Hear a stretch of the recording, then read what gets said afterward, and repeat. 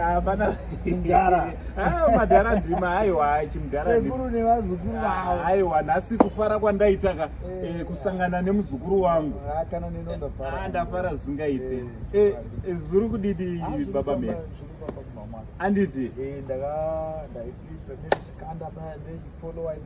ndaizoona makoments andomaona. Ndiye munhu anosapota one munhu anosapota Saint TV zvekudaro. And tinoti thank you very much. Tichitoti thank you very much tisapota. Imi mane nguva muri mubusiness iri showbiz also muchishumira Mwari.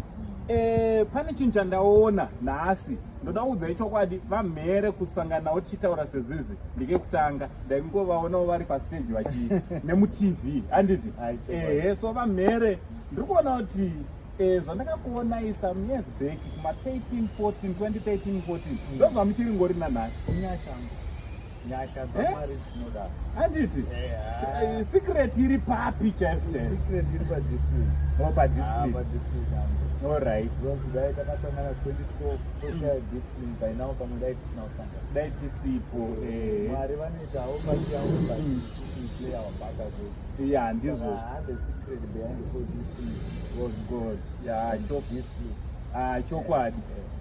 Maalbum ane mangani izvi? Thanksgiving. So inzwai kana uri kuona uri pa Facebook enda unofollowa papage rakanzi chii? Mathias Mhere. Hakuna rimwe futi handiti. Also rakanzi Ango Say.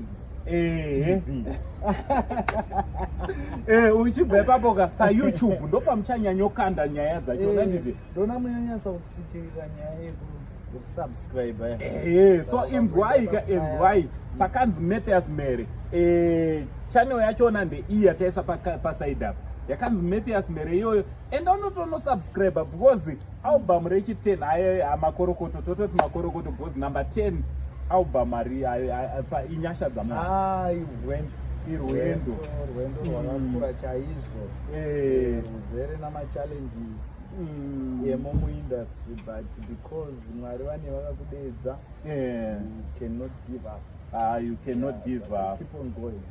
Chokwadi. Aiwa, tichida kutenda mavideos inini sasekuru vevanhu ka ndinomborashikirawo maziso ndichiona ndidi kunyeperai muchanzwa nekunakirwa. Aiwa vanhu tichanzwa nekunakirwa. Tichanzwa nekunakirwa nekukomborerwa. Ameno kuti zvichanakidzwa. Ndatononokerwa. Thanks Uncle. Yeah, so from Uncle Saint na baba Mhere ndowanzwa vati baba Mhere imenyu munowanzwa nekuti brand name ravo riri Mathias Mhere. Aiwa tichiti much love.